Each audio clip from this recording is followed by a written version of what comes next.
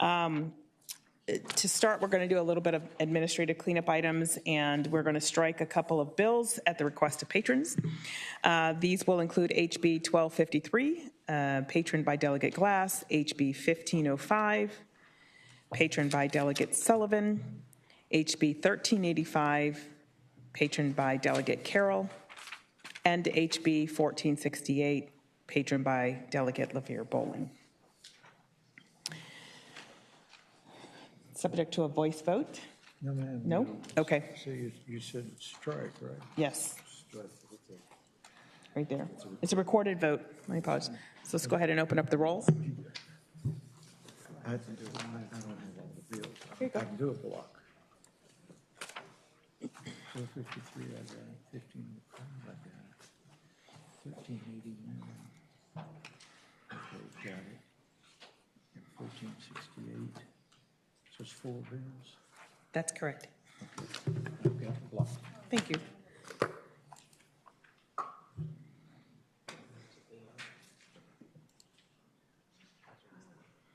You ready? Make the motion in a second. Okay, we're going to open up the rolls and take these 4 in a block.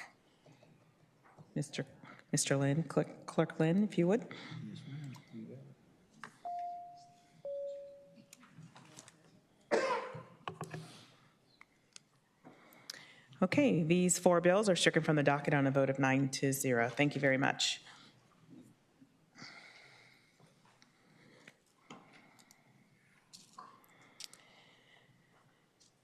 All righty. Second. All right, we're going to take a few folks out of order just because we have some time sensitivities with conflicting committees. So up first, we're going to have Delegate Watts, if you would please come forward for your bill, HB 1276. Thank you very much, Madam Chair. I believe Council has line amendments to report, and it will be important to going through the bill. Madam Chair, Delegate Watts, just some changes to the bill. I'm reading them as line amendments, but it would ultimately, if y'all act favorably, report as a substitute. On line 33, after patient may, insert be reasonably expected to. So that would read, or service the patient may be reasonably expected to receive in connection with. On line 37, after is prepared, strike through the remainder of the line. Excuse me, through the end of line 38. So that subdivision B is just information reasonably available to the provider at the time the estimate is prepared.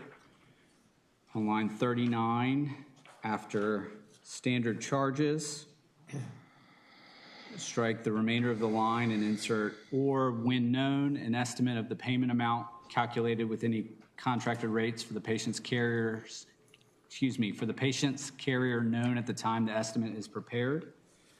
On line 43,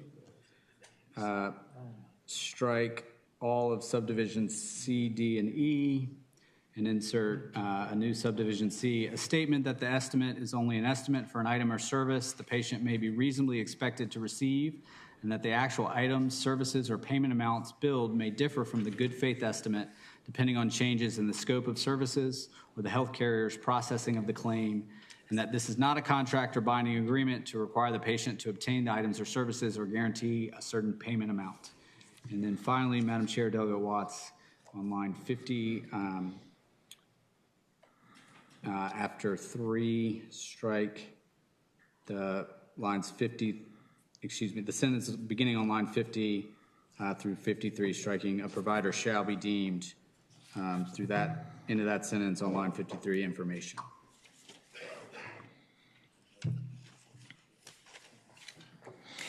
The amendments are properly before us. Let's go ahead and take a voice vote. All in favor of adopting these amendments, say aye. Aye. Any opposed? Okay, the amendments are properly before us. Thank you. Madam Chairman, if I may speak to the bill. I think it's appropriate for me to start out by saying that this bill was inherited from a former colleague of ours. And I mention that because what you have before you is fresh eyes on the issue of surprise billing.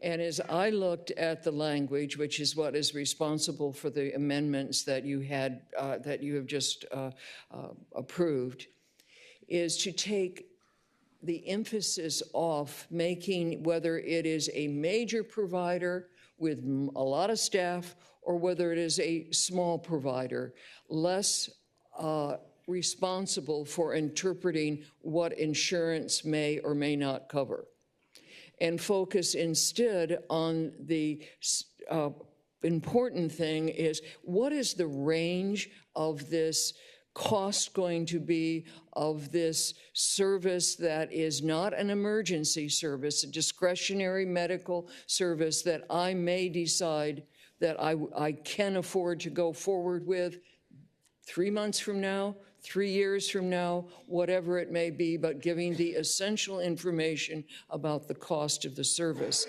And that then is essentially, if you have followed all of the amendments, it is essentially what is the language that is before you.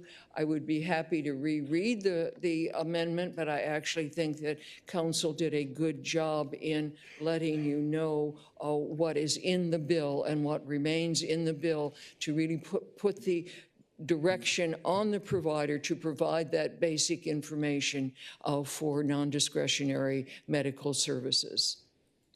I'm sorry, for discretionary medical services, excuse me. Non-essential. Thank you, Delegate Watts. Are there any questions from members of the committee? Delegate Singh. Thank you, Madam Chair. Question for Council. I don't see the amendments online yet. Do you know how long they take to populate? I'll defer to Mr. Stevens. We don't quite have them yet. Madam Chair, Delegate Singh, the amendments were hot off the presses, so they're not available online.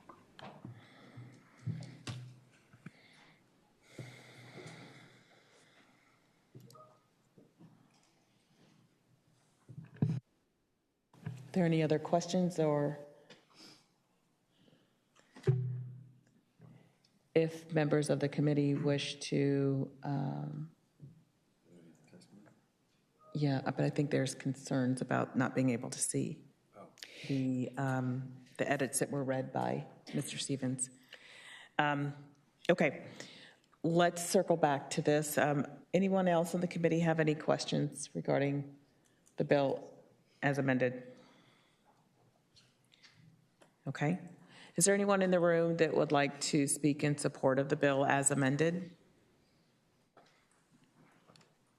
Good afternoon, Madam Chair, members of the committee, Brent Rawlings, Virginia Hospital and Healthcare Association. We do support the bill as amended.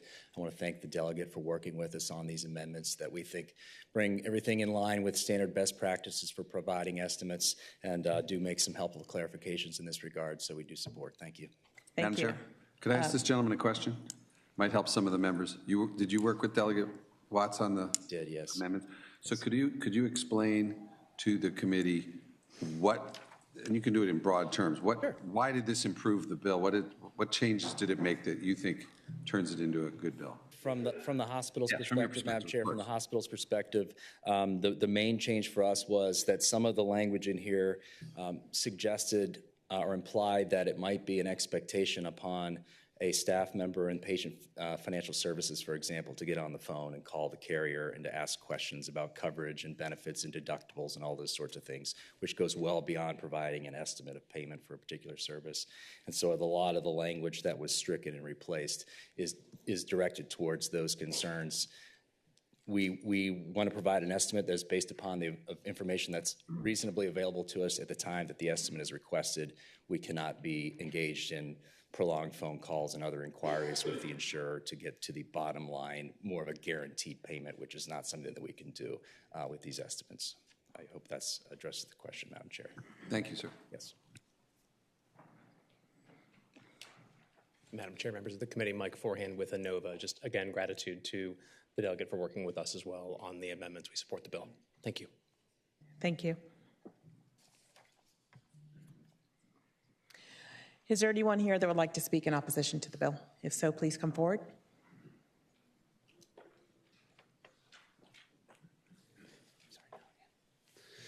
Thank you, Madam Chairman, members of the subcommittee. Scott Castro, representing the Medical Society of Virginia. I'm reading the amendments, same as you are, hot off the presses.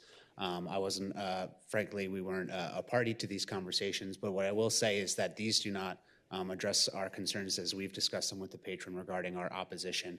Our small and medium-sized practices, the bottom line is if they want to be able to get a good faith estimate for services for each individual patient, they're going to have to make those calls to the insurance carriers because they're going to need to figure out where that person is in their deductible.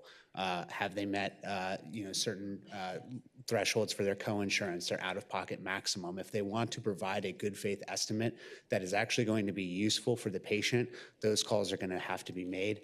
Our practices, small, medium-sized practices that don't have dozens of medical billers like the hospitals do, are not going to be able to undertake this administrative burden, frankly, without having to hire more administrative staff. Our practices want to be hiring physicians, NPs, PAs, and nurses to be able to treat more patients, not hiring more administrative staff to be able to take on this additional administrative burden. Practices are already having to hire people full-time just to do prior authorizations for the carriers. This would be an added administrative burden on all of the small and medium-sized healthcare providers in the Commonwealth. And we hope, I thank the patron for having conversations with us, but the amendments do not address our concerns. Thank you. Thank you. Okay, seeing no other persons in the room would like to speak in opposition to the bill, we're going to go online, and we have one. Oh, I'm sorry, before we go online, Delegate Ballard. Okay, well, let's do that. We'll go online, and we have Mr. Chris Stewas online, speaking in opposition to the bill. Thank you very much. You have 60 seconds. Thank you. Great pronunciation of my name as well. Yeah. So thank you for that. You're welcome. I have not seen the amendments, so I apologize. But speaking from our opinion, my name is Chris Stewas. I'm a nationally registered paramedic for 41 years, and I'm employed by Global Medical Response and represent American Medical Response, which provides patient transportation by ambulance throughout Virginia. We respectfully ask that 1276 be amended with a clean, narrow fix to exclude emergency and unscheduled ground ambulance services and to pursue patient protection through a tailored ground ambulance surprise medical billing solution. We share the goal of transparency and protecting patients from unexpected medical bills, but the challenge is that HB 1276 applies to a retail-style price estimate framework for emergency medical services, which are not immediately shoppable and not price predictable at the point of care. A small technical correction can preserve the bill's intent while avoiding unintended harm to emergency medical service access. Ambulance response is driven by medical necessity, availability, and clinical dispatch. Patients, families, and hospitals are unable to shop for ambulance prices. Thanks very much for your testimony today. Thank you for joining us. Thank you for your testimony. Okay. Seeing no one else online, we do have a couple. We're going to return to the committee. And Delegate Ballard. Thank you, Madam Chair. I guess question for council perhaps, and I still don't see the amendments online, but I don't think this has changed. It includes the definition of patient, and it says patient includes the patient's legally authorized representative. I would read that to mean attorneys as well. Would that definition include an attorney that's acting on behalf of traditional patient under a power of attorney or a HIPAA-compliant authorization? Madam Chair, Delegate Ballard, I believe so. Yes, sir. Madam Chair, Delegate Ballard, you have the floor. Follow up maybe to the patron.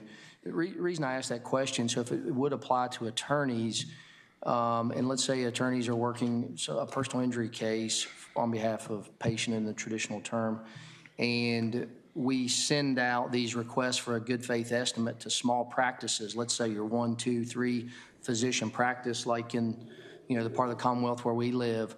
Do you see that as adding onto the what I would call like an administrative burden on these small practices to the extent that it would overwhelm their practice and they couldn't actually practice medicine? Madam Chairman, if I respond to the delegate, what I see in the Delegate Watts. words patient's legally authorized representative is the power of legal attorney that is often given to the child of an aging parent who may need, or a relative who may need to be able to make these services on behalf of what might be something that the aged relative would receive. And that's why I see the necessity for legal representative. Thank you, Delegate Ballard. Delegate Singh, you have the floor. Thank you, Madam Chair. Question for the patron? You have the floor, Delegate Singh. Actually, I have two, so I'll come back for the second request. The first is with respect to someone who spoke online in opposition. I think your bill addresses that by saying this is only non-emergency services. Is that correct? I thank, Madam Chairman, I thank the delegate, yes. And I do apologize both to the Medical Society who came by this morning, as well as my working on this bill as far as the larger provider this afternoon just before this committee meeting. So I'm sorry that there were not dialogue before that. But I did hear the Medical Society loud and clear about the small provider not having to hire staff to answer all of these insurance questions. And that's why you see the language that is stricken, for example, the language that whether or not a person's deductible has been met. This is turning the provider into the insurance agent. So this is why all of that language has been stricken, and the focus is on what would be the cost of this non-emergency medical service.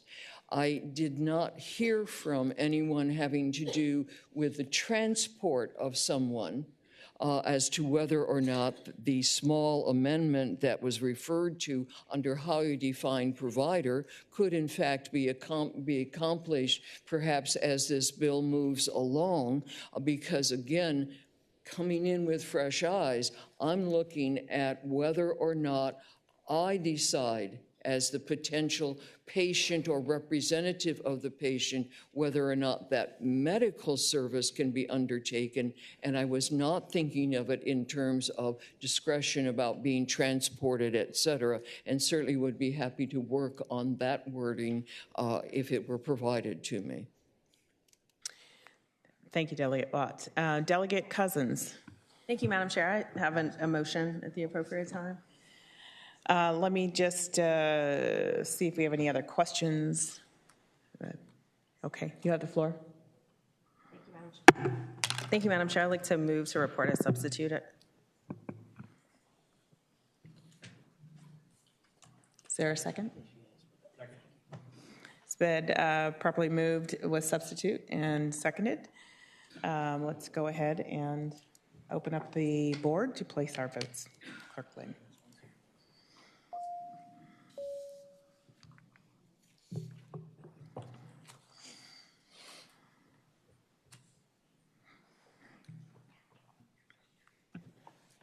Okay, the report with substitute has, the bill is reported out on a vote of 8-1. Thank you very much, Delegate. I truly thank the work of this committee. Thank you. Thank you. Okay, we're going to take Delegate Siebold next, but as she's walking up, I want to do another administrative action that I did not include in the original block, and that is to also strike HB 1271 by Delegate Waxman, who's done a phenomenal job on the bill, but it's very much like Delegate Carlson's. It's already passed through the committee, so they have spoken and they have agreed, and he is signing on to her bill. He's on her bill as a co-patron, so we no longer need this bill. So we need to open up the rolls to vote on striking HB 1271. Clerk Lynn.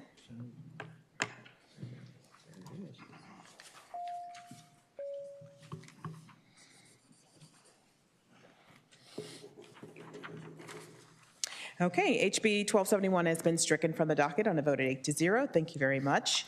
And the final reminder I want to offer is for everybody, if you're wondering why we're moving at the way that we are and a little bit of disjointed beginning, this is the last meeting of this subcommittee. And, this is the week where we've got to get everything out and get it passed in full in order for it to be able to be passed on the floor. So I appreciate everybody's sort of patience as we work through the day today, and particularly with Delegate Watts' last bill where we didn't have the things online yet, but was able to walk through them. All right, Delegate Siebold, you have the floor. Would you like to start with HB 763? That's great. Thank you, Madam Chair. All right, Madam Chair, members of the committee, HB 763 requires health insurance carriers to reimburse in-network providers for covered mental health and outpatient treatment at rates negotiated between the carrier and provider, provided that those rates are no less than 100% of the Medicare reimbursement for the same provider and service. Many mental health providers are unable to accept private insurance because reimbursement rates are often far below the actual cost of delivering care. In some cases, insurers have offered as little as 50 to 80% of Medicare rates, making participation financially unsustainable for providers. As a result, insured Virginians are still unable to find in-network providers and are forced either to pay out of pocket or go without care altogether. By setting reimbursement at a minimum of the Medicare rate, this bill will ensure that more providers can afford to participate in insurance networks, which in turn expands access to mental health services for children, families, and adults across Virginia. Thank you, Madam Chair. Thank you, Delegate Siebold. Are there any questions from members of the committee? Okay, seeing none, we'll go to the room. Is there anyone that would like to speak in support of the bill? If so, please come forward. Is there anyone that would like to speak in opposition to the bill? Please come forward. Let me just see how many there are as we manage time today. Looks like there's just one. Okay, you have 60 seconds. Madam Chair, Doug Gray on behalf of the Virginia Association of Health Plans. Just 2 points I wanted to remind the committee of. We don't, in the code, set the rates that are paid. Never done it that I know of. And so that would be a first. The second is the costs of this are unknown. And so until we know more, it's kind of hard to do more. Thank you. Thank you. Seeing no others, and there's no one online, returning back to the committee just to check in if anyone has any comments. Madam Chair. Delegate Sullivan. I want to apologize to the Delegate Siebold because I haven't had a chance to talk with you about this bill. But I have to confess I share the concern that was just raised that this is something pretty new for us. And we haven't done it before, I think, for good reason. This essentially is telling someone what they can and can't charge for their services, or what they have to charge for their services. So I'm troubled. Can you react to that, Delegate Siebold? And again, I'm sorry to ambush you like this. We didn't get a chance to talk beforehand, but we are where we are. Madam Chair, I respond to the delegate.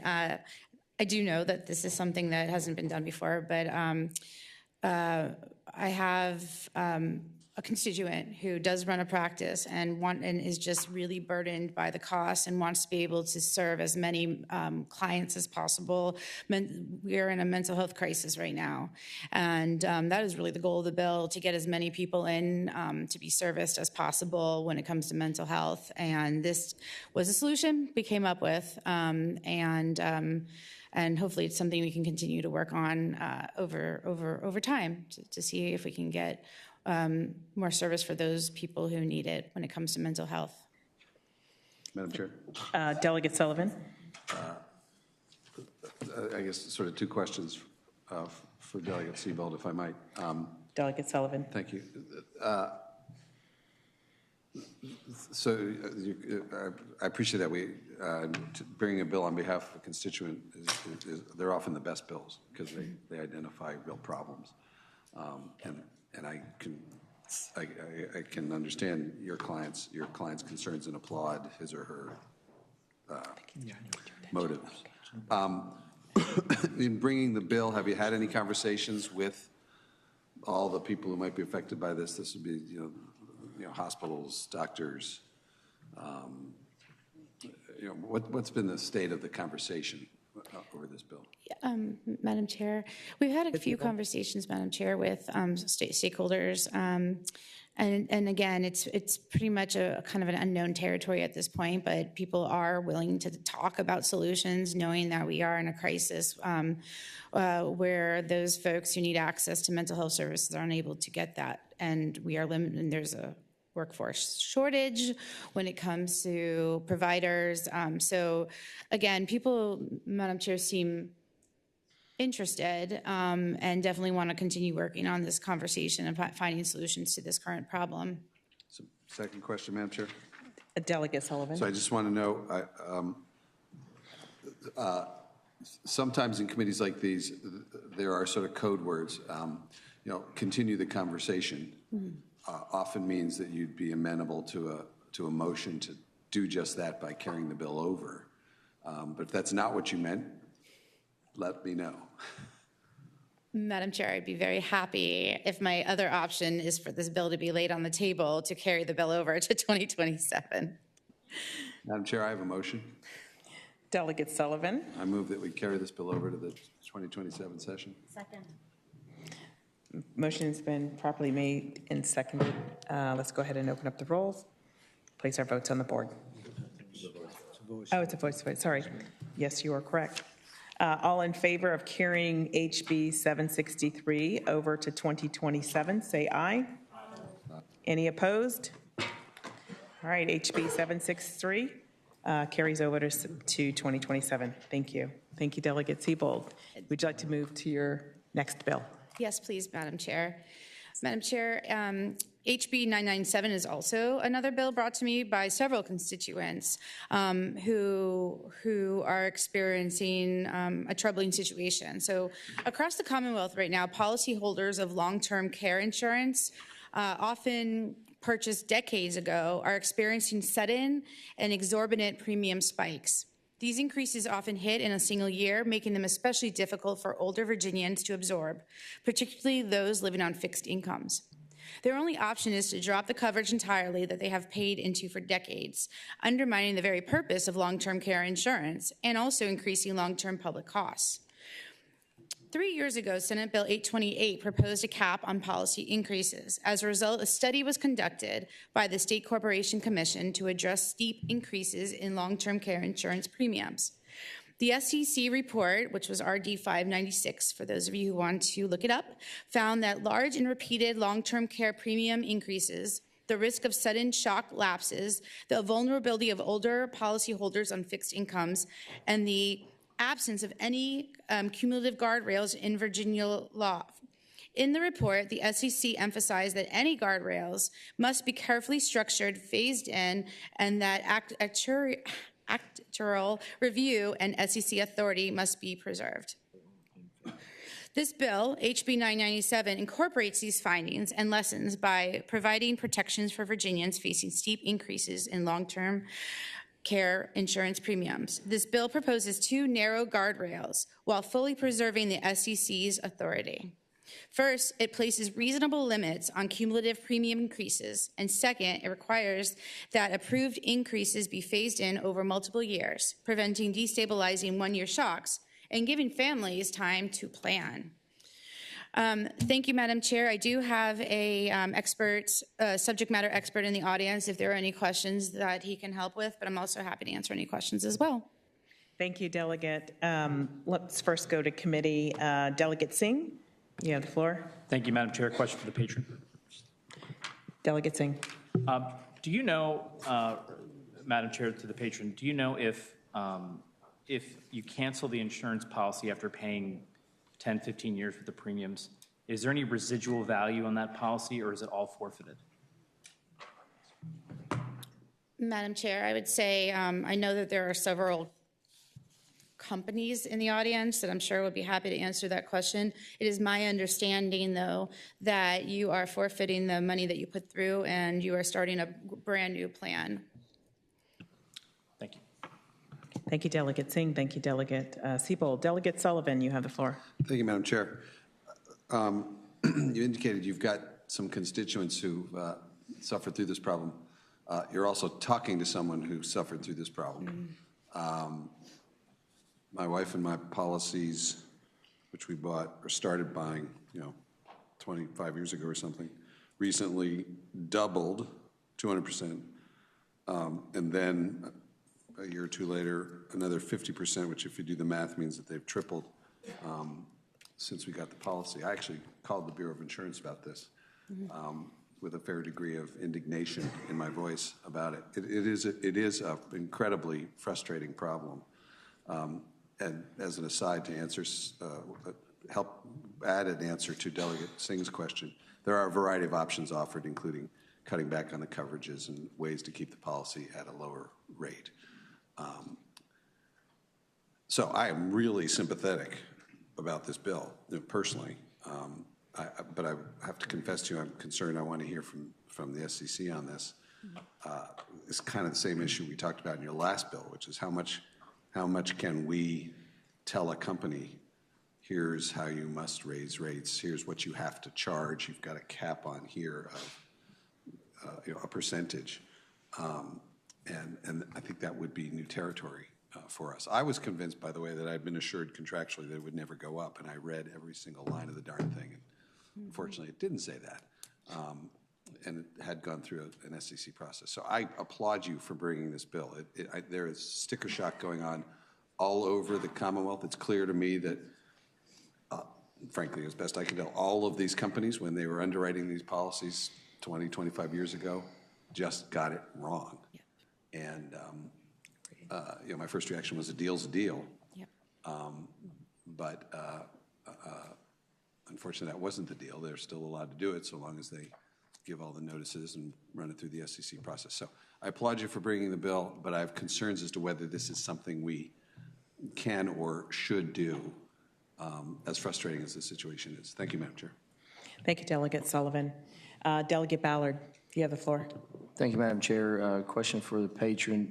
So I'm curious, if we cap these rate increases, premium increases, and then that company has some uncertainty about the future because of the cap, do you foresee then when someone enters this market down the road that those premiums are going to be higher because the company's trying to account for that uncertainty in the past? And you can phone a friend if someone else knows the answer to that, but I'm thinking in my mind that that's going to make the rates in the future for people coming into this market way more expensive to account for the uncertainty. Madam Chair, I think that may be a question for one of the providers here in the audience. I also can give you the perspective of someone who has experienced it, like Delegate Sullivan, but I think that maybe your answer that you're looking for is really a question for the provider. Thank you, Delegate Siebold. Is there anyone in the room that's here that would like to answer that question? Let's see. No? Okay. Just wanted to give the opportunity just in case. Is Genworth or Mass Mutual or anybody in the room? A couple of people moving. Okay. Madam Chair, if you don't mind, I have both perspectives that would like to answer that question. Thank you, Delegate Siebold. Please. Is the Bureau here? Yeah.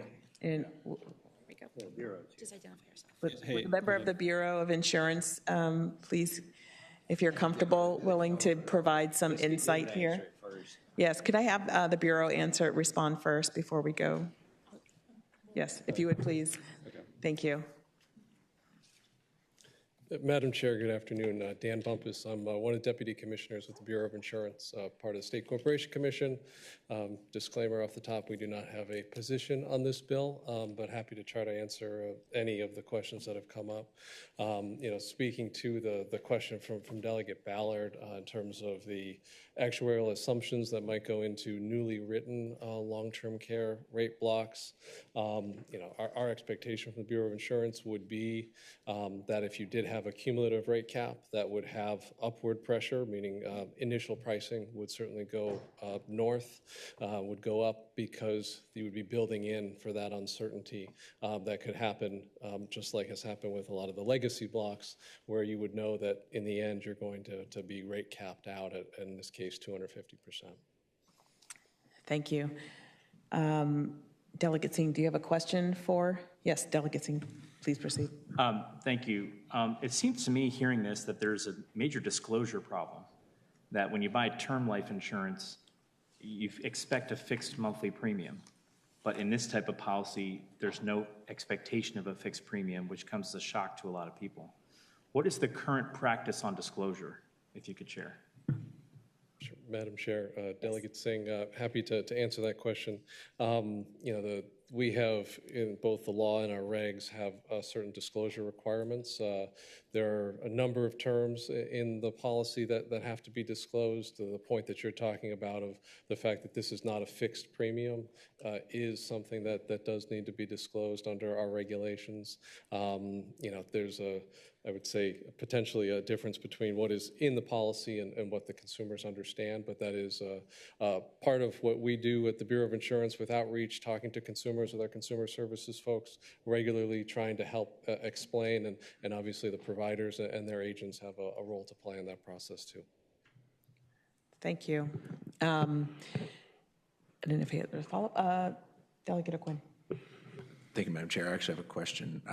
Maybe two, depending on the answer to the first one. Let's proceed with the first one. Okay.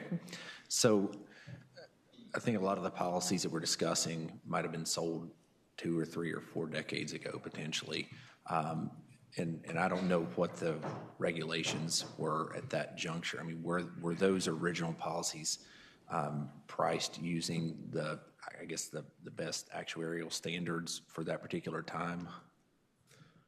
Madam Chair, Delegate O'Quinn, the answer to your question is yes. I mean, there's a wide range of these policies like you talked about. I mean, we hear from consumers who bought their policies, 4 decades ago. We deal with consumers who bought policies, a decade ago. This long-term care business has a very long tail in terms of between buying the policy and potentially going on claim.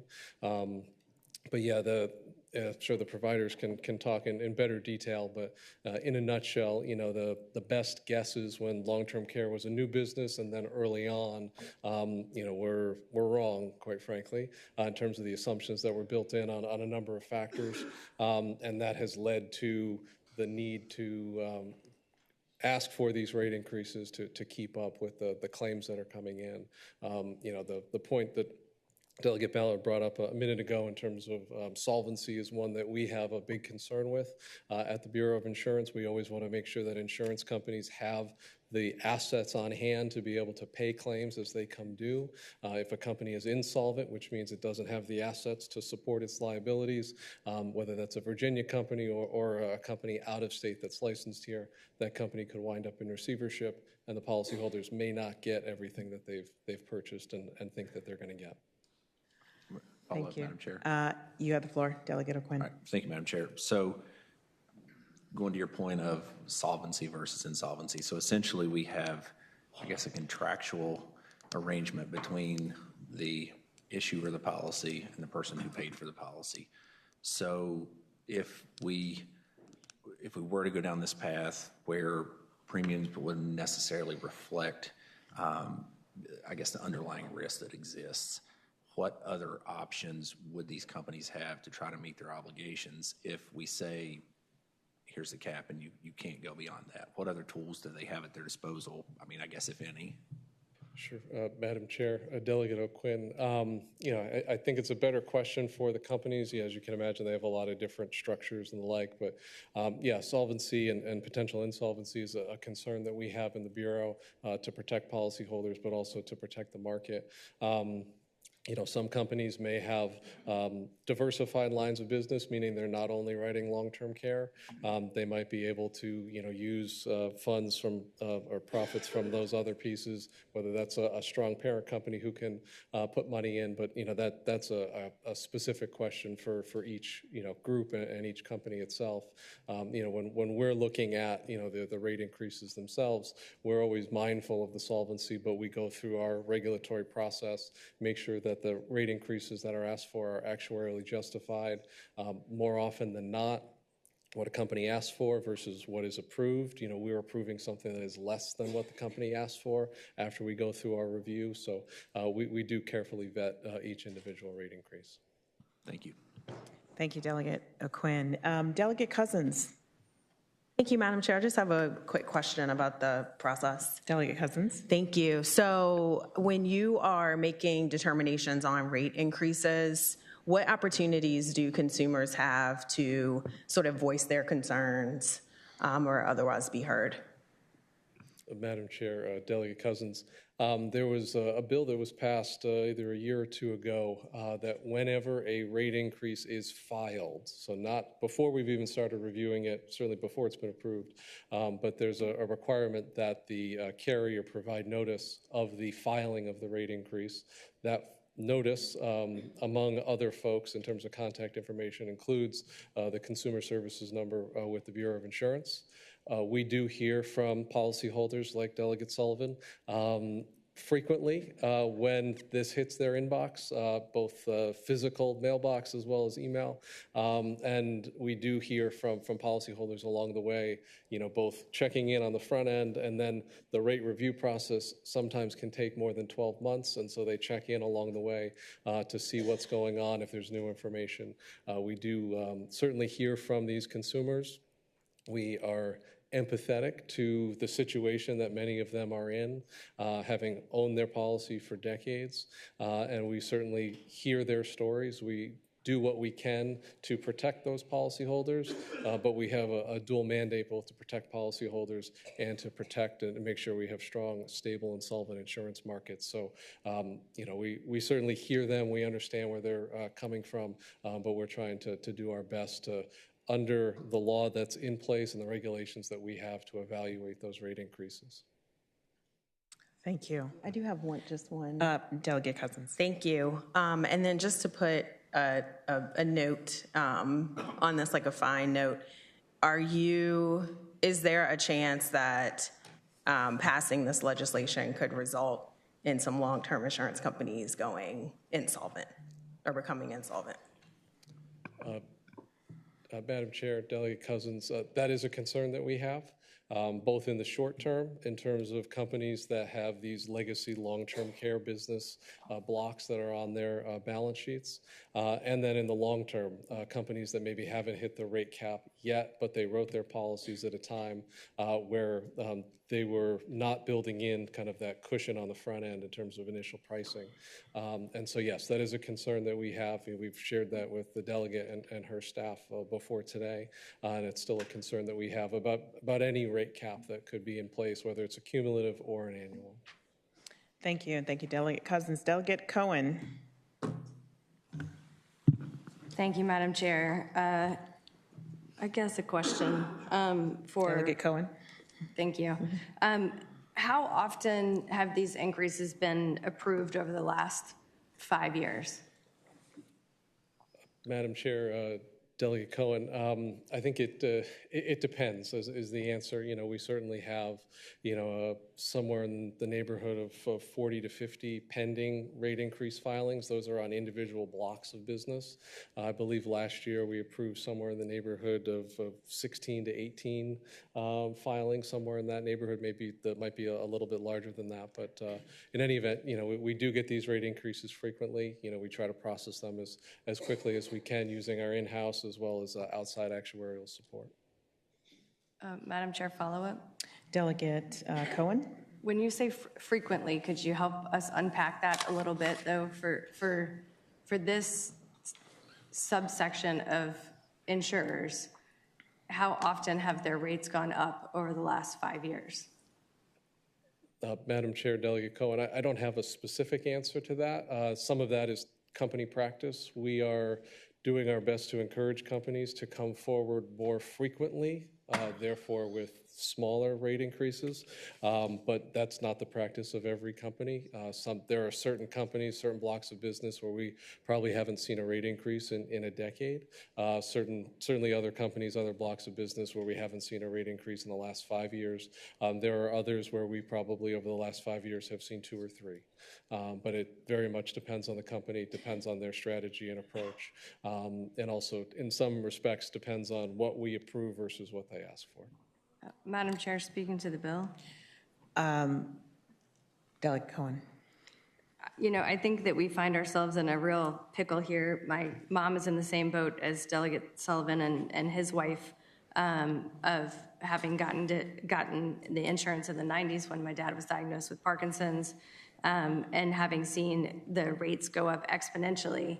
And the worst thing that could happen to our family is if these guys go out of business and we have nothing, and no opportunity for, my mom to be able to save to have long-term care insurance. So I think we find ourselves in a real bad place where I'm not sure if this is the answer. So I've heard a lot from both sides that I completely understand. I think I'd be in the mindset to try to carry this thing over, unless somebody has an alternate motion. But I think I'd have to be a no today, which I'm going to have to explain to my mama. So help me with that. Madam Chair, can I answer the delegate's question before the motion We is do made? have a motion before us. I would like to ask maybe Delegate Cohen if you could rescind your motion so that we could give Delegate Siebold sort of the last word. Of You can course. see where this is going, but certainly want to give you the last word. Well, I'd love Happy to. to rescind. Madam Chair, and I also have, again, someone who's driven a long way to speak about this, so I would love the opportunity for him to speak as well. Yes. Before the motion is made.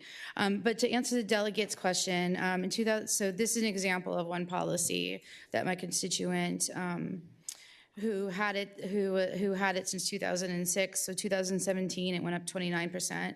2020 went up 33%. In 2023, it went up 40%. 2025, 497%. For 2026, 764%. To give you an idea about how these numbers are increasing.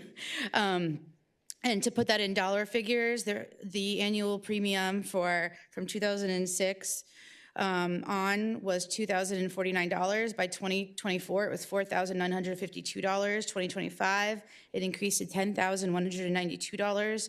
And then the increase this year is up to $15,675. So I hope that answers your question, Delegate Cohen.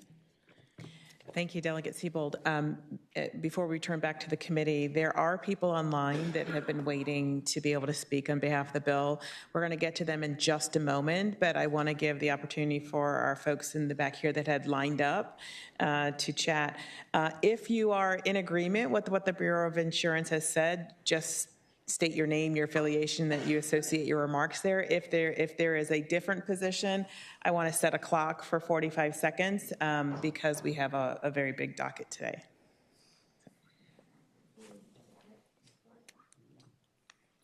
In support of? Yes, yes, yes. Can we get the clock set at 45 seconds, please, before you begin? Just to make sure we're... Thank you, Madam Chair. My name is Matt Peterman. I'm a CPA, financial advisor, and licensed long-term care insurance agent, and I'm also a long-term care insurance policyholder myself. Delegate Siebold kind of gave you my story about how fast these were going up. So I'm sitting at, right now, 765% of my original premium. My parents, who bought their policy in 2000 for originally $1,508, now pay $11,000 a year, or 738% of their original premium. And this is not going to stop. It's going to keep going. It's just sort of a runaway train. And just a couple points that, this bill does not cut insurer revenue. It simply ensures that approved increases are delivered gradually and predictably. And we don't need another study, I wouldn't think, in my opinion, because we're just kicking this can down the road with another study. And just allowing HB 997 to move forward be a responsible choice that protects affordability, preserves solvency, and supports family across generations. Thank you very much. Thank you. Thank you very much.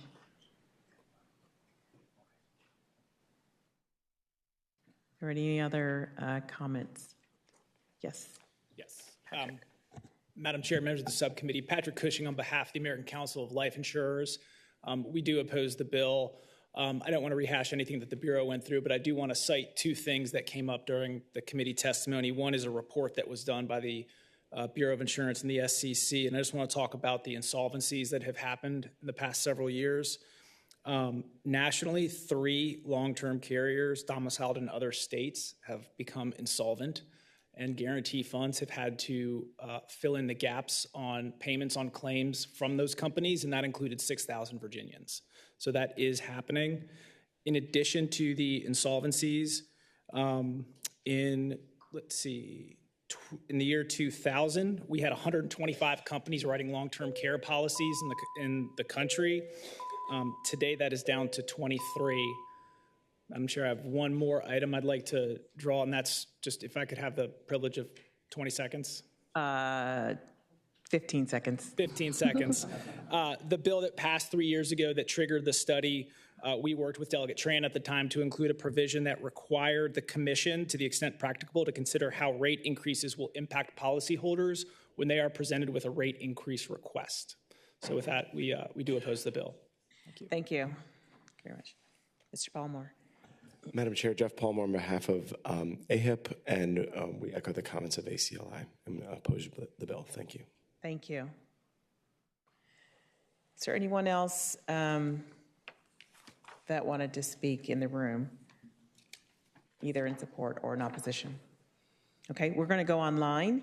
I believe we have 2 people online. If we could go ahead and start with them. We'll start with Mr. Barry Altman.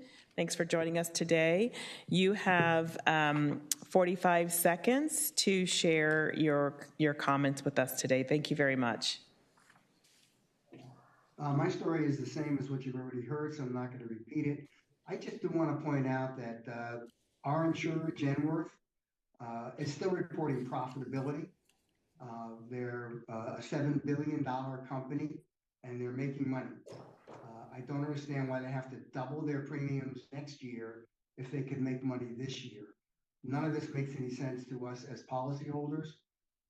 Frankly, I think it's a ripoff, and I'm very unhappy with the Bureau. Thank you. Thank you, Mr. Altman, for sharing your... Apologies for my dress. I'm sorry, apologies for my dress today. You caught me in the middle of a volunteer session at the animal shelter. Well, thank you for your volunteerism, and thanks for sharing your testimony with us today. Next, we have Ms. Patty Newcomb. If you could turn your camera on, please. You have also 45 seconds to share your testimony.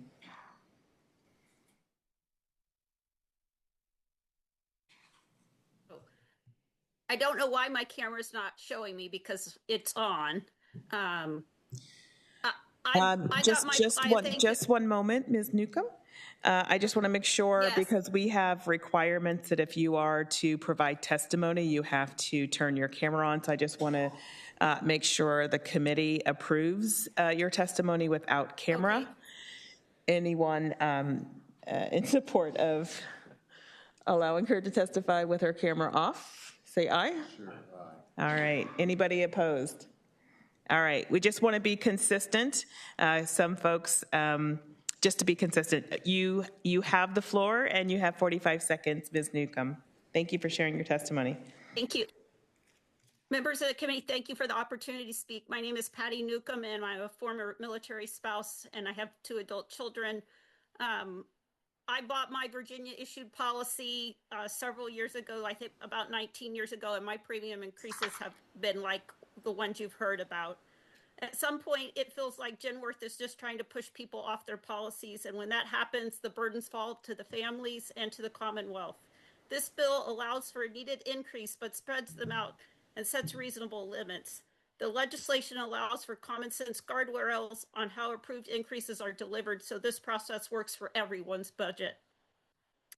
I've seen the actual real-world care of my mom in a long-term care facility, and they do not raise their rates like Genworth has raised theirs at 40, 60, or 105% that I've experienced.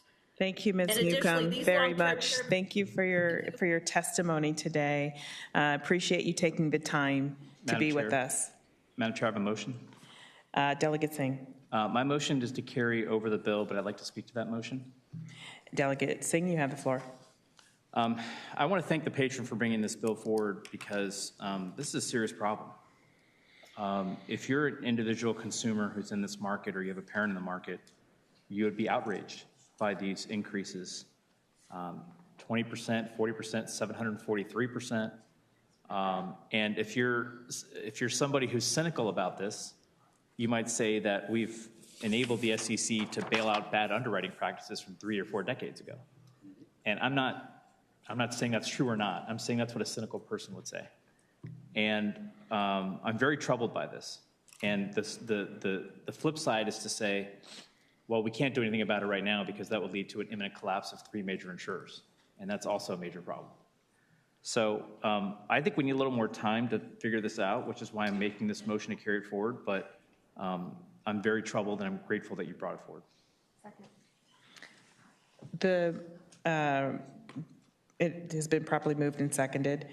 And if we could go ahead and open the roll.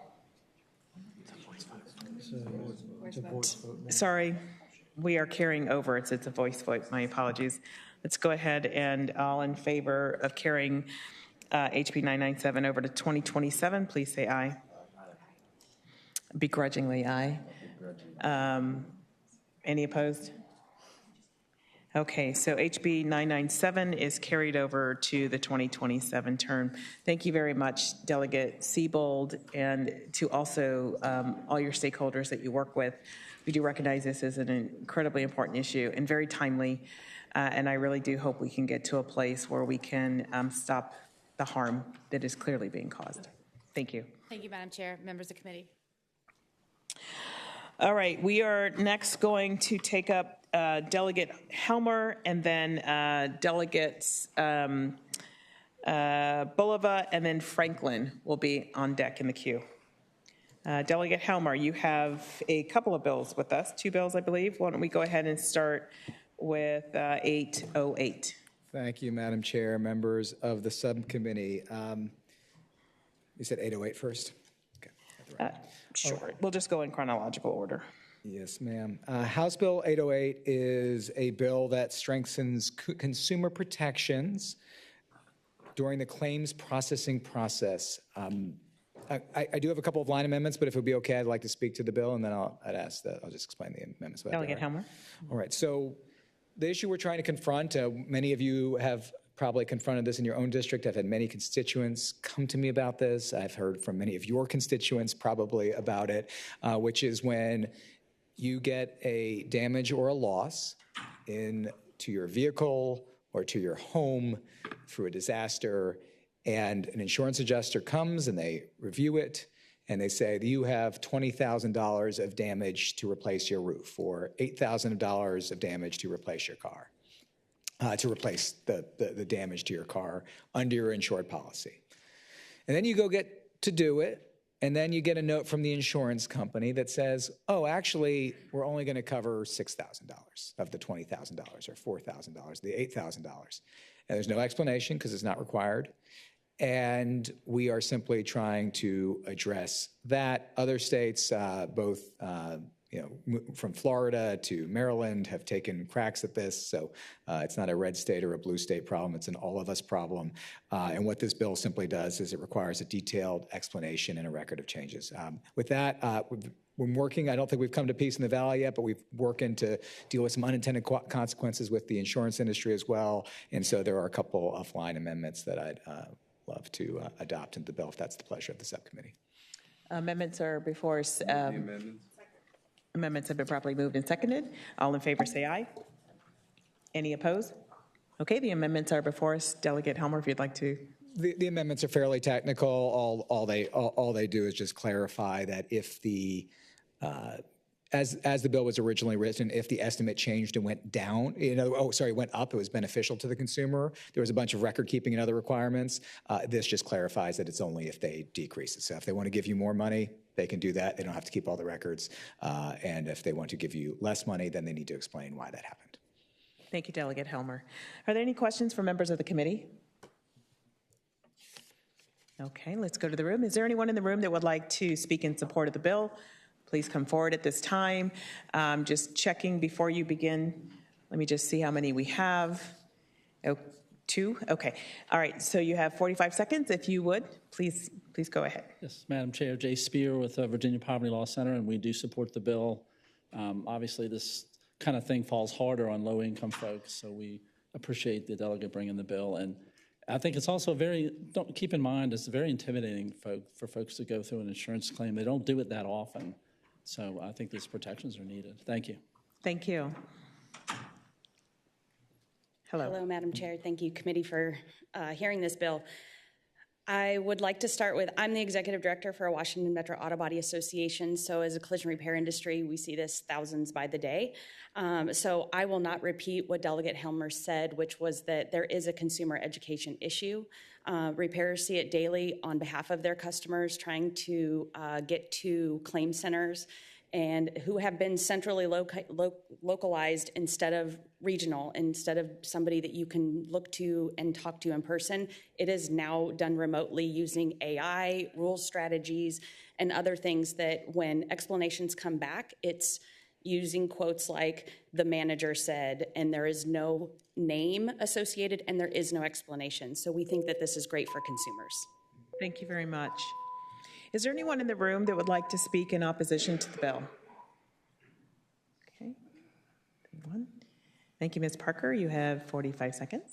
Very friendly opposition. Appreciate the patron. I'm Elizabeth Parker with Troutman Strategies, representing the American Property and Casualty Insurance Association of America. And like I said, we're here with just very friendly, light opposition. We spent some time with the patron yesterday, and he was amenable to some of our suggestions. So we appreciate those amendments, of course. And we do have some concerns about the bill in terms of delaying resolution of claims or increasing administrative burden on our insurance companies. But we are confident we can continue to work through the process with the delegate to reach resolution. So thank you. Thank you. I don't have anybody online. So we do have, we'll return to the committee, Delegate Cousins. Sorry, is that what you're, okay. Is there a second? Second. Hey, the bill's been properly moved with amendments and seconded. Let's go ahead and open the roll to place our votes on the board.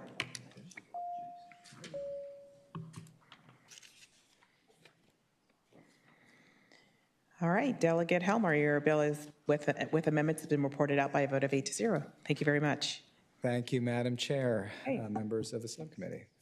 Should we do House Bill 30? Let's go ahead and go to HB 1307, if you would. All right, Madam Chair. There are technical amendments which we should adopt in advance on this one from the Bureau of it's a technical fix from the Bureau of Financial Institutions. The amendments have been properly moved and seconded. All in favor, say aye. Aye. Any opposed? Okay, the amendments are properly before us. Delegate Helmer. Thank you, Madam Chair. HB 1307 is a fairly technical bill that just streamlines the process for conducting background checks on unlicensed members, senior officers, directors, and principals of a company when it's applying for a change of control with the State Corporation Commission. It aligns us to the way many other states are doing business and probably saves some time and administration burden from the SEC. I'm happy to take any questions. Thank you. Are there any questions from members of the committee? Okay, seeing none, is there anyone in the room that would like to speak in support of the bill? Anyone in the room that, yes, we do, or no? Seems like we're good. Sorry. Thanks for the double time. That's okay. That's okay. Delegate Helmer, thank you, Madam Chair. We do have, I'm Melissa Aslan with the 51 group on behalf of Rocket Mortgage. We have someone online who could answer any technical questions, but thank the patron and don't want to belabor the point on this bill. Thank you. Thank you very much, Ms. Assalone. Is there anyone in the room that wishes to speak in opposition to the bill? Okay. Seeing none, and there's no one online. No, ma'am. Thank you very much, Clerk Quinn. Okay, Delegate Helmer, would you like the last words? Madam Chair, I don't want to talk past the sale. Okay. Move to report. As amended. Amended bill. Move to report the amended bill. It's been properly moved with amendments and seconded. If we go ahead and open the roll so we can place our votes on the board, please.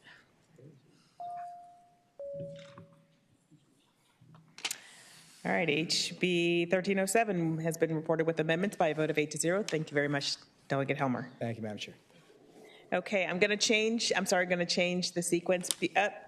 Delegate Hodges, did you want to? I didn't see him before, but he's been here waiting for a while.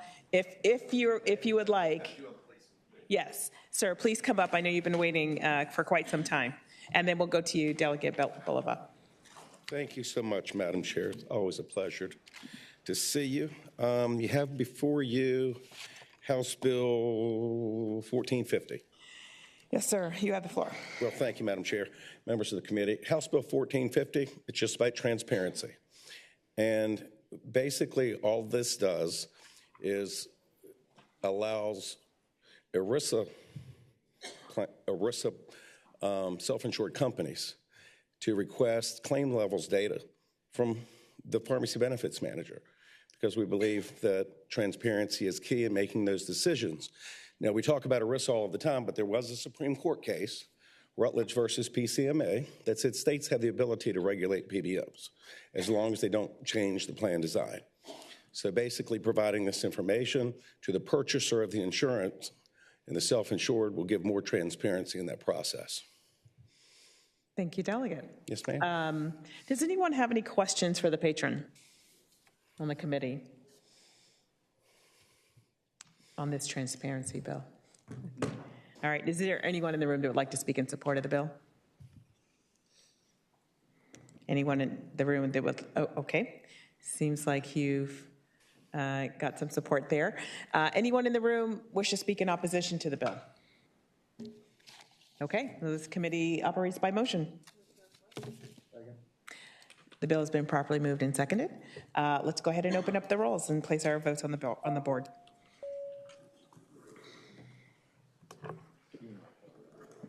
All right, Delegate Hodges, your HB 1450 is reported out on a vote of 8 to 0. Thank you very much. Have a great afternoon. You as well. All right, Delegate Bulova, thank you for your patience. Please come up to the podium. You are HB 1338. Tell us about your bill. Thank you, Madam Chair. Today I want to share with you that we have an issue with parity. People with an acquired brain injury are not able to receive the same level of medical treatment covered by insurance as other injuries. Can you imagine having better coverage for an injured arm than a brain injury? HB 1338 seeks to remedy this lack of parity with common sense provisions such as rehabilitation coverage should reflect the insurance plan you have, not be limited to only certain diagnoses. Treatment and medical necessity must be determined by the medical provider and not the insurance provider. Improved access to immediate services for brain injuries can be achieved by reducing delays caused by insurance coverage issues. This, in particular, is crucial to ensuring a positive long-term recovery for those affected by a brain injury. Early and equal access to services will reduce the current Medicaid and healthcare system costs of $1.2 to $2.29 million per patient over their lifetime. In summary, HB 1338 will support Virginians living with a brain injury and save money for all involved, the patient, the insurance provider, and the state. Thank you for your consideration. I have two subject matter experts here with me, one in person and one virtually. Thank you. Thank you, Delegate Bulova. Before we move to the room, I'm going to take questions and comments from the committee. Delegate Bulova, you have the floor. Delegate Ballard. I knew what you meant, Madam Chair.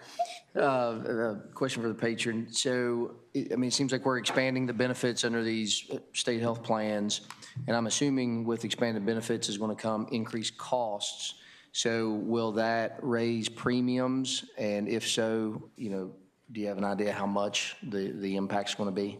May I bring up Dan Reeves, who can speak to this? Thanks. Yes, please. Good afternoon. Good afternoon. Thank you, Chairwoman. I'm Dan Reeves with the Brain Injury Association of Virginia. I can answer just that question? Yes, please. Okay. 3 states have studied this and led the way on this already, Texas, Pennsylvania, and Massachusetts. The average cost per premium per month per person is 8 cents per person per month. Thank you. Are there any other questions from members of the committee before we turn to the floor? Okay. All right. So I imagine you might want to come back up and speak in support of the bill. Anybody who would like to come and speak in support of the bill, please come forward at this time. You will have 45 seconds to share your testimony. Thank you, sir. Thank you again. Virginians living with brain injury deserve the best outcomes. Yes, my name sorry. is Daniel Reeves. Name and affiliation. Sure. With the Brain Injury Association of Virginia. Virginians living with brain injury deserve the best outcomes. Often, care is limited by arbitrary limits set by insurers. The good news is it's a low-cost option for the people living with brain injury. The research says that there are minimal financial burden for insurers, and it also saves the Commonwealth a significant cost to its Medicaid program and other means of paying for such services. Lastly, I'd like to address, there's a financial impact report filed with this that states a $200,000 and $250,000 potential cost. I would say that the savings to the Medicaid and the other means of payment far outweigh that number. Thank you. Thank you very much for your testimony. Okay, seeing no others in support, is there anyone in the room that would like to come forward to speak in opposition to the bill? If so, please do so and introduce yourself, affiliation, and you have 45 seconds. I'm Doug Gray with the Virginia Association of Health Plans. Madam Chair, members of the committee, there are a number of things listed in the bill, many of which I think are covered, and there are some that may not be, that look like they may resemble things that would be normally covered in a Medicaid benefit. Community integration, reintegration services, post-acute residential treatment services, home and community-based treatment are typically found there rather than in a commercial insurance policy. So we'd have to have some more research and understanding of what the impacts of these benefits are and which ones would be new and what they would require to cover if we were to go forward. Thank you. Thank you, Mr. Gray. We're going to go online. I believe we have someone who would like to speak in support of the bill. Mr. Jason Young, you have 45 seconds. Thank you for joining us today.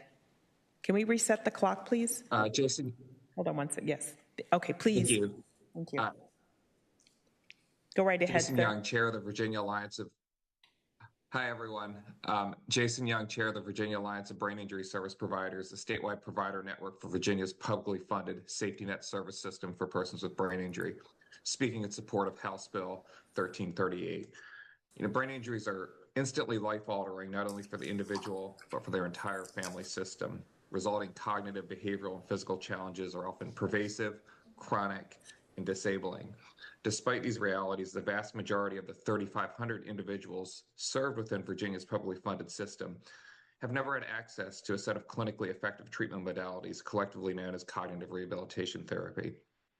The primary reason most Virginians don't have coverage is simple: their health insurance plan does not cover them. We see every day the cognitive and behavioral challenges our clients face, and we know that effective tools exist to mitigate these challenges, but these tools must be accessible and affordable. For these reasons, we urge the passage of House Bill 1338.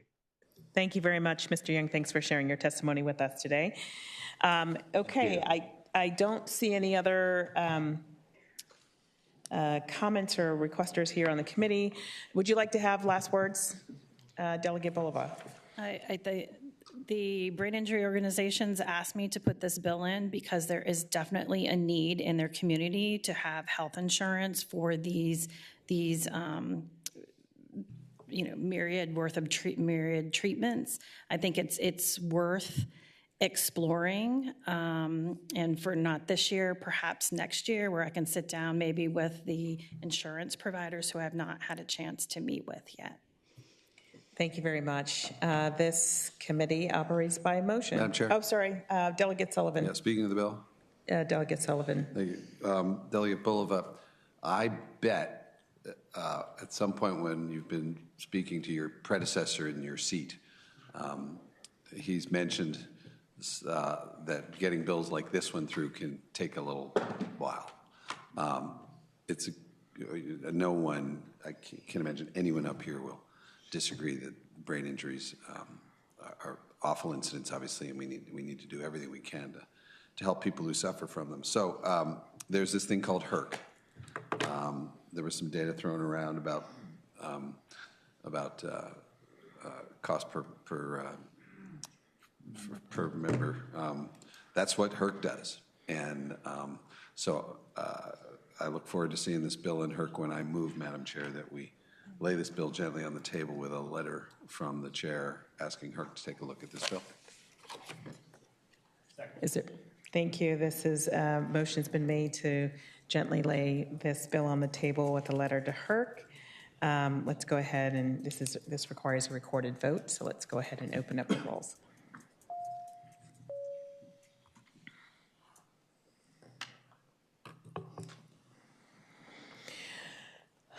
All right, Delegate Bulova, your bill will be recommended to go to HERC via letter by a vote of 8-0. Thank you very much for your good work on this important matter. Thank you. Okay, Delegate Franklin.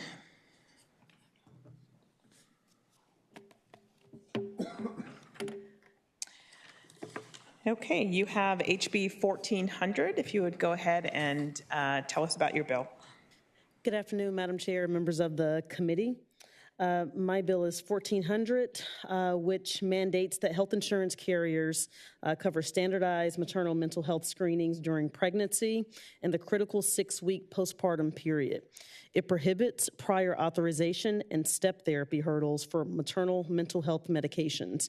This will ensure that medical decisions remain between the birthing person and their provider. This bill is a common sense fix. It mandates standardized screenings and prevents insurance companies from using step therapy to delay doctor-prescribed care.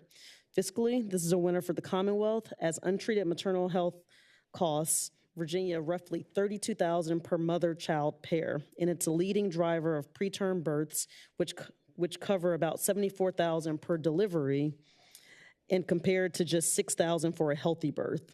By removing bureaucratic gatekeeping, we aren't just saving lives, we're protecting Virginia workforce and preventing millions in avoidable medical spending. Madam Chair, this bill is also part of the Momnibus 2, and I would humbly ask for the committee's support. Thank you. Thank you, Delegate Franklin. Are there any questions from members of the committee today? Delegate Kilgore. Does this bill have the word birthing person in it? Birthing person, Yeah. I believe that is Okay.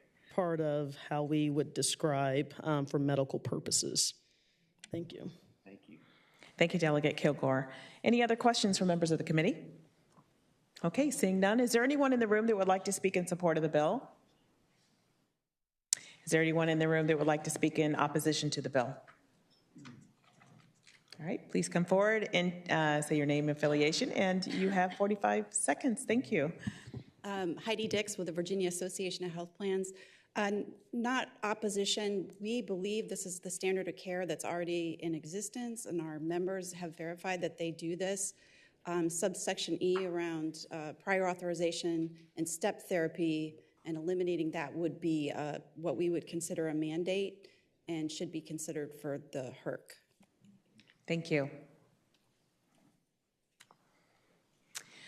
Okay, I think seeing no other folks in the room, we are going to go online. I believe we have 2 people online. Sarah Dalton, if you would like to introduce yourself and announce any affiliation you have 45 seconds. Thanks for sharing your testimony today. Thank you, Madam Chair. My name is Sarah Dalton. I live in Blacksburg, and I'm representing the League of Women Voters today in supporting HB 1400. By addressing health insurance and coverage for maternal mental health screenings, this bill is a logical follow-up to the bills signed into law last year to counter Virginia's rising maternal mortality and morbidity, particularly among communities of color. The American College of Obstetricians and Gynecologists note that mental health conditions affect more than 1 in 5 perinatal individuals and are among the most common complications of pregnancy and the year after childbirth. Mental health conditions are associated with adverse obstetric, fetal, neonatal, and infant outcomes, including stillbirth and adverse infant neurodevelopment. Thank you. Thank you very much for your testimony today. We appreciate you joining us and taking the time. Kendra Suttonell, if you would go ahead and introduce yourself. You have 45 seconds to share your testimony. Good afternoon, Madam Chair and members of the committee. I am Kendra Suttonell. I'm the Executive Director of Birth in Color. This bill is extremely important to us as we specialize in maternal mortality. And what we do know is that maternal mental health is a driver of maternal mortality. And I know that health plans are saying that they actually do this, but we service over 3,000 clients a year, and we screen them ourselves, and we tell their providers to screen them. And what's happening is the providers are saying, hey, it's not covered, or we're having an issue getting pre-authorizations. And so delaying a bill like this to go to HERC study and things like that is actually interfering with the progress of changing the outcomes as it relates to maternal mental health. Thank you so much. Thank you very much for sharing your testimony today. Okay. Delegate Franklin, would you like to have any final words before we turn it back to the committee? Madam Chair, thank you for the committee's consideration. Would just underscore how important maternal mental health is, and that we kind of turn our attention to make this high priority. So thank you. Thank you. All right, your bill has been properly moved and seconded. If we can go ahead and open up the rolls, place our votes on the board.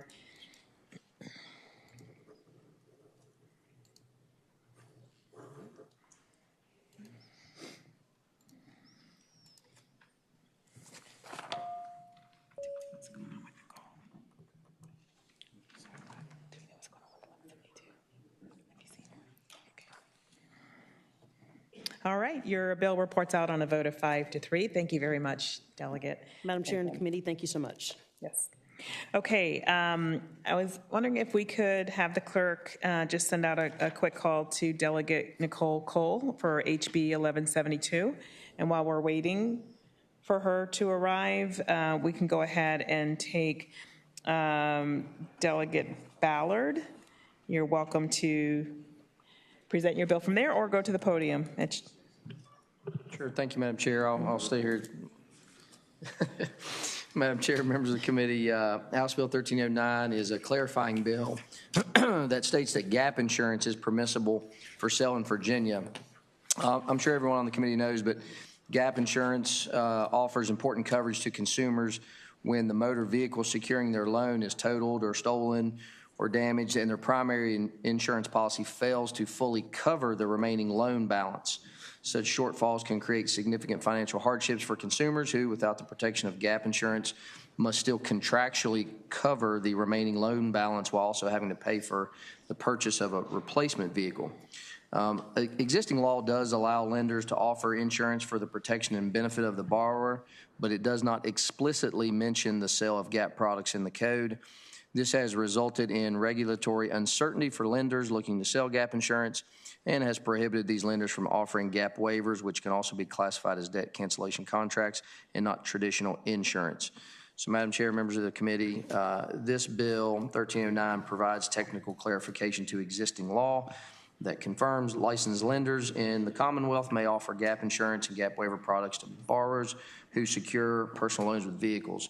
I'll just give one quick example. If you've ever purchased a new vehicle, let's say you purchase it for $50,000 or whatever price, and the moment you drive it off the law, it immediately depreciates, devalues, and you're in a car accident and your primary insurance policy only pays for $40,000 of damage, you're still on the hook for the difference of $10,000. So gap insurance provides that gap in coverage. And so without this technical clarification in the code, again, there's just uncertainty that it exists.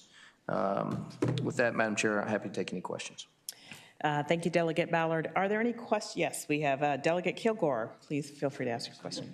Is this a Bureau bill, a Bureau of Insurance bill? Madam Chair, I would answer the delegate from Scott County, Delegate Kilgore. No, this is not a Bureau of Insurance bill. However, Commissioner Face did send a letter saying that this is good for consumers. Oh, okay. I saw that.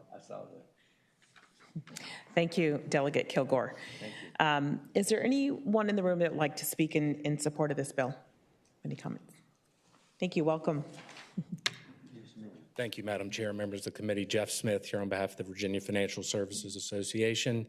The members include your traditional installment lenders. The association has been around in Virginia since 1918.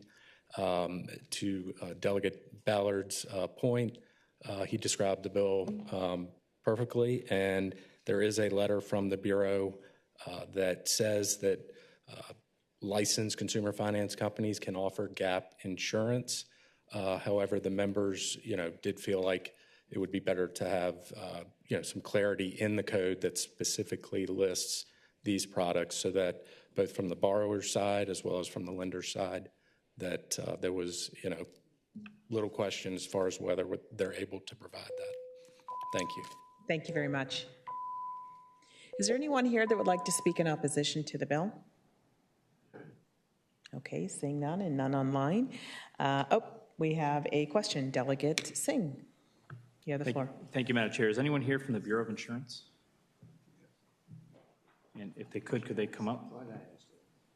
Madam Chair, may I ask a question at the... Delegate Singh, you have the floor. Can you, in plain English for those of us here at the dais and watching at home, tell us the problem we're solving here with this and how prevalent that problem is? Madam Chair, I think actually the Bureau of Financial Institutions would be the appropriate part of the SEC to answer that question, if you wouldn't Thank mind. you. Sure, please. Welcome. Come on up. Madam Chair, Delegate Singh, Susan Hancock, Deputy Commissioner with the Bureau of Financial Institutions. This is actually under Title 6.2, which is the depository and financial institutions. So this is under Chapter 15 of Title 6.2, which relates to consumer finance companies. And there's a provision under 6.21523 that basically says that a consumer finance licensee or a company licensed under Chapter 15 can only charge certain things or collect certain things as if there's an exception under the statute. So right now it allows insurance premiums actually paid out by the licensee to any insurance company or agent duly authorized to do business in the Commonwealth or another state for insurance for the protection and benefit of the consumer. And then it also allows for the actual cost of recordation fees. It currently does not specify that gap insurance is allowed or that gap waivers are allowed to be charged to consumers under these loans. So I believe this is an attempt to clarify that gap insurance can be charged, which we have permitted in the Bureau of Financial Institutions. We've approved it as an other business, but gap waiver has not been authorized because it's different than insurance. Madam Chair, follow-up question. Delegate Singh. Can you tell us the difference in practical terms between gap insurance and a gap waiver? As I understand it, gap waiver is, well, it's not insurance. I think it's typically sold by the lender rather than an insurance company. Gap insurance obviously is insurance. You can typically buy it from a dealership. You can, I think, also get it as an extra coverage on your insurance policy. Bureau of Insurance probably knows a little more about it. But we do have, I think, 2 companies currently out of the 26 consumer finance licensees that offer gap insurance in connection with consumer finance loans under Chapter 15. Gap waiver, as I mentioned, is not currently permitted because of the restrictive language currently in this statute, 6.21523. Does that help? It's still not clear what gap waiver is. I think it serves the same function as gap insurance, but it's not really insurance. It's offered or sold by the lender typically. So it will cover, it has the same purpose in that it covers the gap between the current value of the automobile versus what is still owed on the automobile if the car is deemed a total loss from an accident or if it's stolen. So it covers the gap, so it serves that same purpose. It's just not actually insurance. It's a waiver that can be purchased in lieu of purchasing insurance. Does that help?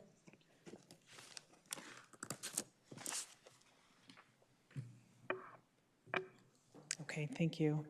Thank you. Thank you very much. Okay. There any other, anyone in the room that wishes to speak in opposition to the bill? Move to report. Thank you.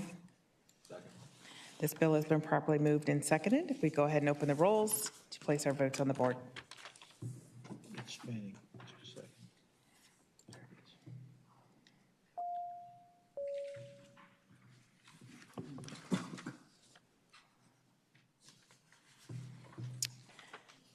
Okay, Delegate Ballard, your bill is reported out on a vote of 7-0. Thank you very much. Thank you, Madam Chair, members of the committee. Okay. Next, we'll go to Delegate Sullivan. You have your HB 826. Madam Chair, if it's okay with you, I'll just do it from here. You have the floor. Thank you, Madam Chair. This bill relates to everyone's favorite topic, the HERC. As we all know, those of us who've been here for a while and those of us who've only been here one session, there's always a lot of bills introduced in the legislature that mandate a change of one sort or another in plan design that would affect how benefits are administered. I think the numbers, there are at least 24 of them this year. Excuse me, so we've seen bills that dictate plan design and how to spend drug rebates, restrictions on incentives for consumers to lower their prescriptions, mandated pharmacy reimbursement. Each one of these changes premiums or could potentially change premiums. HERC has traditionally looked at coverage mandates, and it seems appropriate that we now also at least have the opportunity, should the chair request, to look at all bills that change how insurance plans are designed and how they would affect small businesses and unions and businesses who are self-insured. So allowing these bills to go through the HERC process would ensure this committee has independently validated cost impacts. Talked about that earlier in one of our bills today. Some people throwing around statistics about what the cost impact would be. Well, HERC, that's what HERC does for a living. This would give the committee a chance to review potential changes with sort of total, complete information, with a comprehensive look at the potential total cost impact. So it's pretty straightforward. This simply would give the chair of this committee the very clear opportunity. Chair wouldn't have to take it, but the possibility of sending bills like that to HERC. I'm happy to answer any questions. Thank you, Delegate Sullivan. Let's go to the committee members. Delegate Singh. Thank you, Madam Chair. Question for the patron. Would this also extend to the vice chair or the chair of Subcommittee 3? This power? It's a joke. You can say no. Oh, okay, sorry. Delegate Sullivan. Humor is hard. Comedy's hard. Okay. Delegate Sullivan. Do you have any other comments? I have no other comments. Okay, thank you. Is there anyone in the room that would like to speak in support of the bill? Madam Chair, Doug Gray on behalf of the Virginia Association of Health Plans. Given the number of times I've been before you, I think this is a good idea. Thank you, Mr. Gray. Is there anyone in the room that would like to speak in opposition to the bill? Okay, seeing none, this committee works by motion. Second. Thank you. This bill has been properly moved and seconded. If we go ahead and open the roll and place our votes on the board.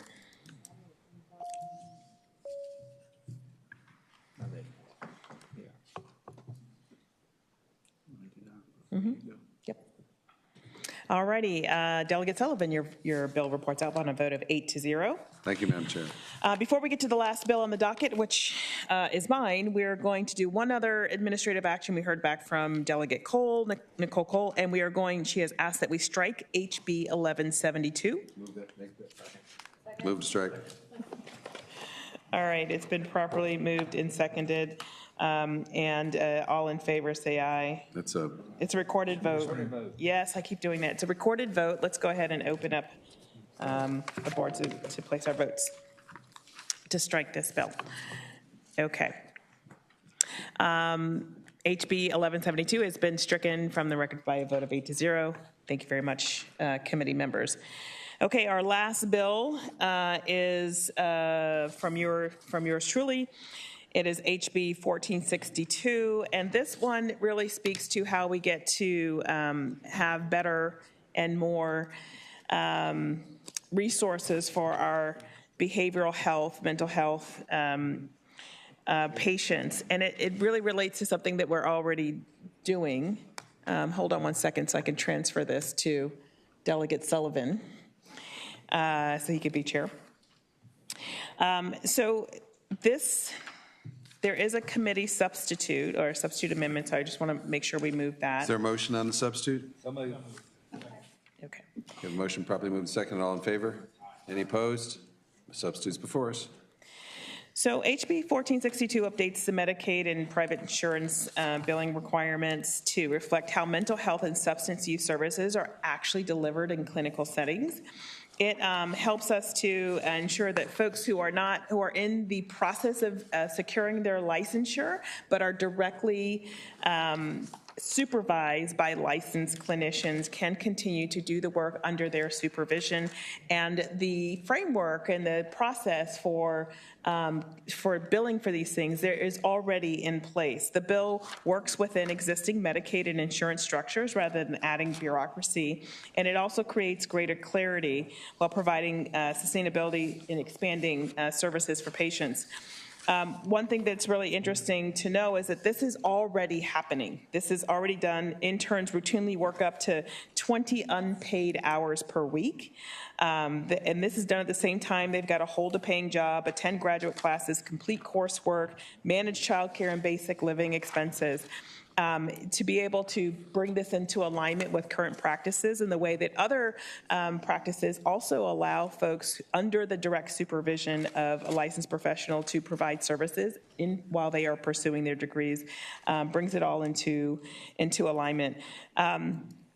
This is not something that is, this is something when we think about how we're trying to manage our behavioral health and mental health services, and we're having a difficult time making sure that we have professionals in those spaces to help our patients.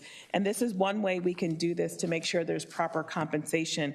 As you can imagine, when we do this, it also helps for us to be able to attract and retain the services. Right now, they are unpaid and agencies can't be reimbursed, and this creates an unsustainable system that relies on an uncompensated labor sort of pool to meet Virginia's mental health needs. So it is my hope that this committee will look favorably on this bill and report it. Any questions from members of the committee for Delegate Maldonado? Seeing none. Is there anyone in the audience who's desperate to testify in favor of this bill? Both in favor? Anybody here to testify against this bill? I don't want to disappoint you, ma'am. Are you desperate to testify? Okay. I move to report. I have a motion to report properly seconded. Please open. With substitute? With substitute. Please open the roll. You two are.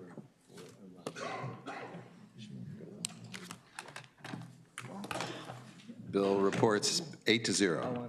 Oh, yeah. We struck it. Struck it. Yep. All righty. That concludes the bill agenda today. Before we adjourn, I just want to take a moment to thank everyone from our incredible staff, from attorney to clerks, to everyone who has helped us run our committees to be able to make us get through a very, very heavy docket this session. I want to thank everybody who has come in support, to speak in support and opposition of the bills, because we know that takes a lot to be able to parse through these. We can't do this without the entire community working together. And I especially want to thank our committee members too, who balance it with the other committee and other obligations that we have. Of course, that's what we sign up for. But again, when we work together as a village, it makes us get through to the other side. So thanks very much, and we'll see you in full. We'll see you on the other side of crossover, and we'll look forward to resuming these later. Thank you very much. We are adjourned.